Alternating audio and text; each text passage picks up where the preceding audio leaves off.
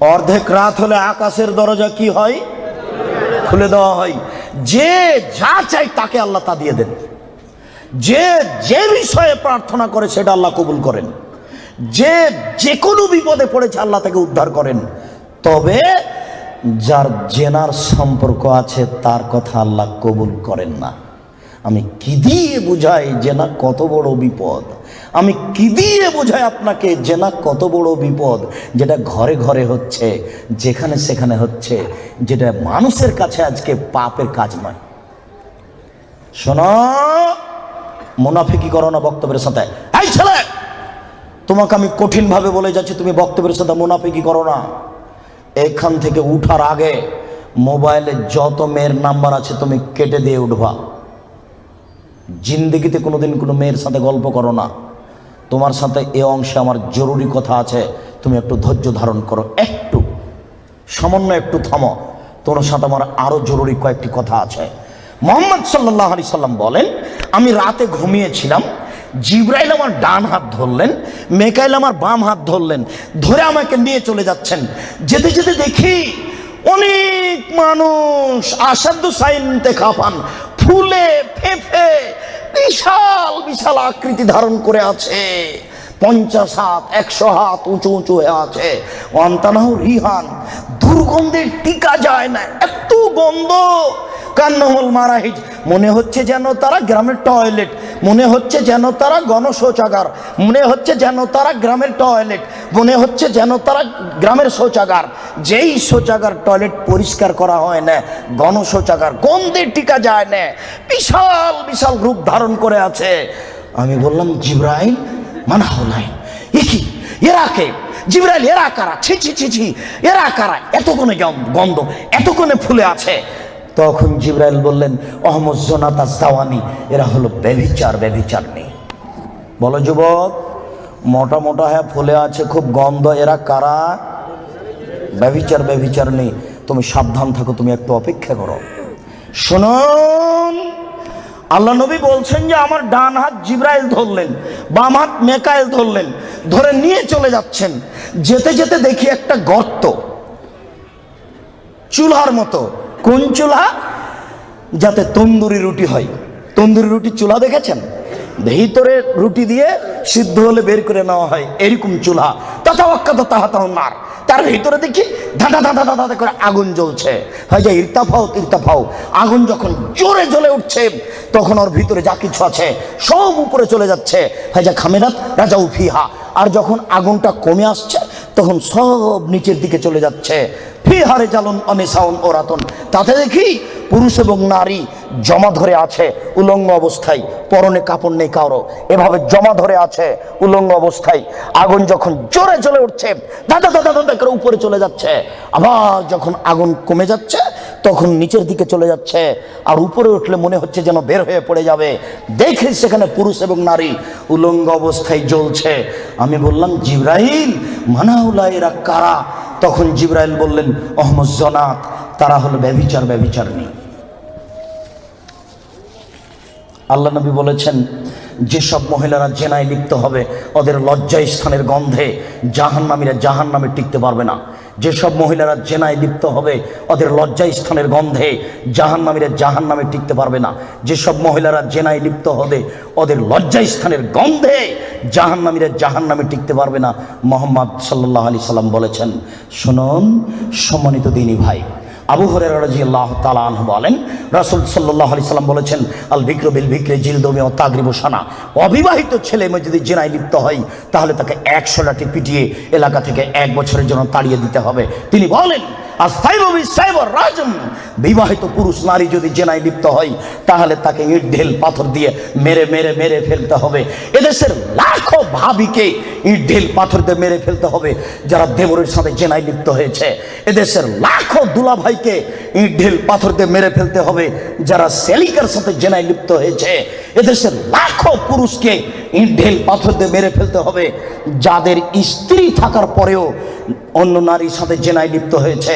এদেশের লাখো নারী বেহায়া বেশরমা লজ্জাহীনা নারী যারা স্বামী বাড়িতে থাকার পরেও অন্য পুরুষের সামনে নিজের পরনের কাপড় খুলে উলঙ্গ অবস্থায় জেনায় লিপ্ত হয়। শুনুন, এদের ইট ঢেল পাথর দিয়ে মেরে মেরে মেরে ফেলতে হবে, এদের বাঁচার কোনো পথ নেই। রাসূল সাল্লাল্লাহু আলাইহি সাল্লাম বলেন, 3 শ্রেণীর মানুষকে হত্যা করতে হয়, তবে 2 শ্রেণীর মানুষের বাঁচার পথ আছে। মনে রাখুন, 3 শ্রেণীর মুসলমানকে হত্যা করতে হয়, 2 শ্রেণীর মানুষের বাঁচার পথ আছে, 1 শ্রেণীর মানুষের বাঁচার পথ নেই। এক, কেউ যদি বলে আমি কোরআন মানি না, তাহলে তাকে হত্যা করতে হবে। কেউ যদি বলে গাভীর দুধ হারাম, তাহলে তাকে হত্যা করতে হবে। কেউ যদি বলে মদ হালাল, তাহলে তাকে হত্যা করতে হবে। সরকারের পক্ষ থেকে গলায় ফাঁস দেওয়া হয়েছে, ফাঁস টান টান, তখন বলছে বলেছে আমার ভুল হয়েছে, আমি কথা ফিরিয়ে নিলাম, তাহলে তাকে আর ফাঁসি দিতে হবে না, নামিয়ে নিতে হবে, বেঁচে গেল। পাপ করেছিল হত্যার যোগ্য। আমি বুঝাতে পারলাম না মনে হয়। 2, কেউ যদি কাউকে হত্যা করে তাহলে তাকে হত্যা করতে হবে, এর নাম কেসাস। এই ছেলে, তোমার দাদার বয়স 90 বছর, তাহাজ্জুদ পড়ে ফজরের টাইমে বের হচ্ছিল, মসজিদে নামাজ পড়তে যাবে। কালকে তোমার দাদাকে একটা ছেলে গালি দিয়েছে, তাহাজ্জুদ পড়তে বের হওয়ার সময়তে দেখো ওই ছেলেটা, তোমার দাদা এক থাপ্পড় দিতে ছেলেটা মারা গেছে। এখন তোমার দাদাকে কেসাস স্বরূপ ফাঁসি দিতে হবে সরকারের পক্ষ থেকে, তবে তোমার দাদার বাঁচার পথ আছে। ওই ছেলেটার বাপ মা যদি বলে আচ্ছা যাক আমাদের ছেলেকে মেরেছে আমরা মারবো না, তাহলে তোমার দাদা বেঁচে গেলেন। কথা কি বুঝাতে পেরেছি? 3, রাজুলুন জানা বাদা হেসানিন, কে যদি বিবাহ করার পরে জেনায় লিপ্ত হয় তাহলে তাকে হত্যা করতে হবে, তার বাঁচার কোনো পথ নেই।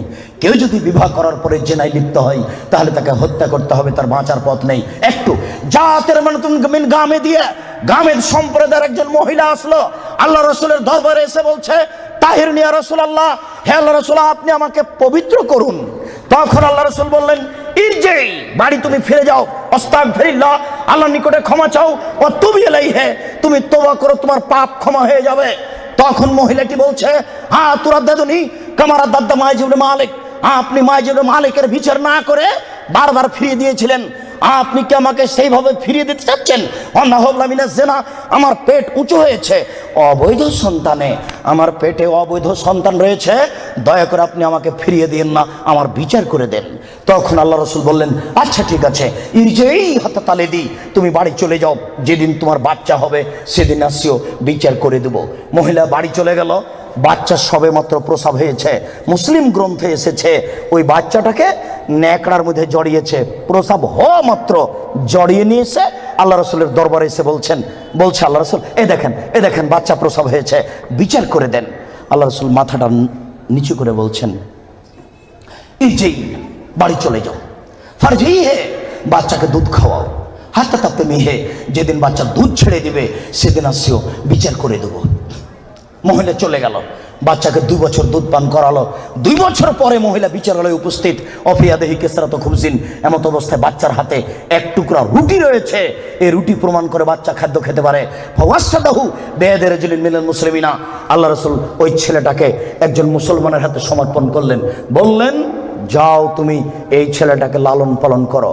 তিনি বললেন সঙ্গী সাথী এই যাবো বিহা, তোমরা একে মাঠে নিয়ে যাও, এই মহিলাকে মাঠে নিয়ে যাও, আফিরুল্লাহ সাতরেহা, মাঠে নিয়ে গিয়ে গর্ত খুঁড়ে বুক পর্যন্ত পুঁতে দাও, ফারজেমুহা, এরপরে তাকে ইট ঢেল পাথর দিয়ে মেরে মেরে মেরে ফেলো।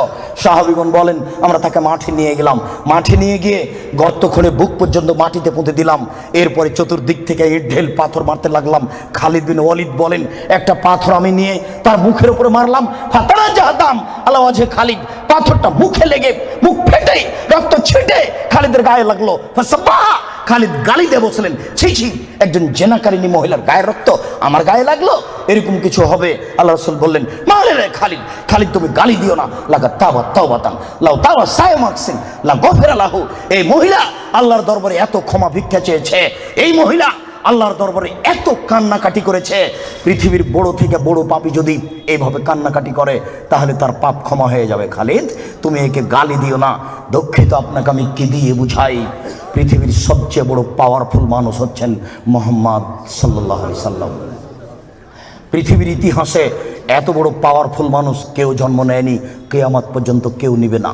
জান্নাতের গেটে বড় অক্ষরে লেখা আছে, সর্বপ্রথমে যিনি জান্নাতে প্রবেশ করবেন তিনি হলেন মুহাম্মদ সাল্লাল্লাহু আলাইহি সাল্লাম।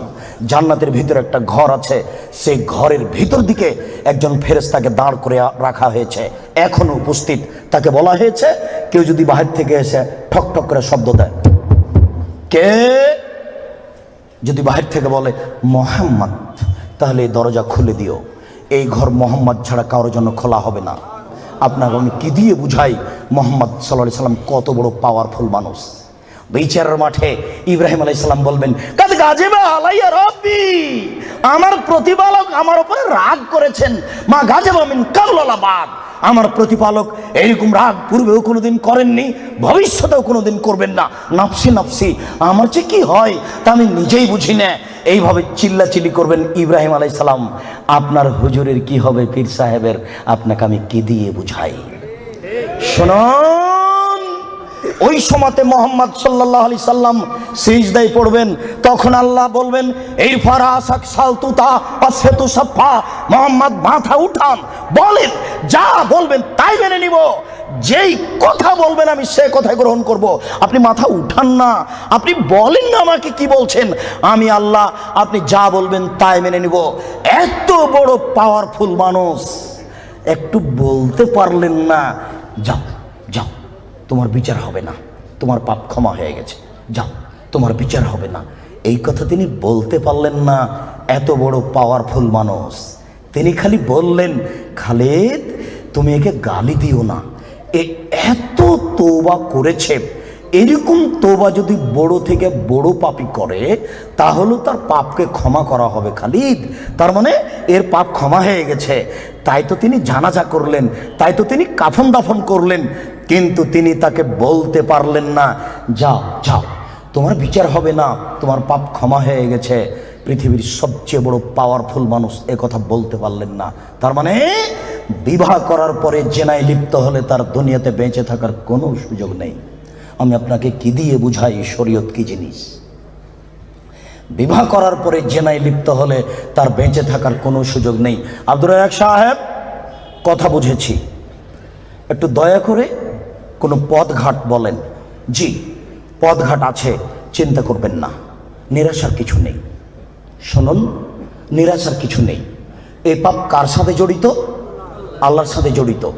আল্লাহ নবী বলেছেন, কেউ যদি জেনে শুনে 1 টাকা সুদ খায়, 36 বার জেনা করে যত পাপ হবে, 1 টাকা সুদ খেলে তার চেয়ে বেশি পাপ হবে। তিনি বলেছেন, সুদের পাপের 70টি ভাগ রয়েছে, ছোট ভাগ হলো মার সাথে জেনা করলে যেমন পাপ হয়। সুদ যত বড়ই পাপ হোক না কেন, সুদের পাপ কার সাথে জড়িত? আল্লাহর সাথে জড়িত। জেনার পাপ কার সাথে জড়িত? আল্লাহর সাথে জড়িত। যুবক, তুমি নিরাশা হবে না, নিরাশার কিছু নেই।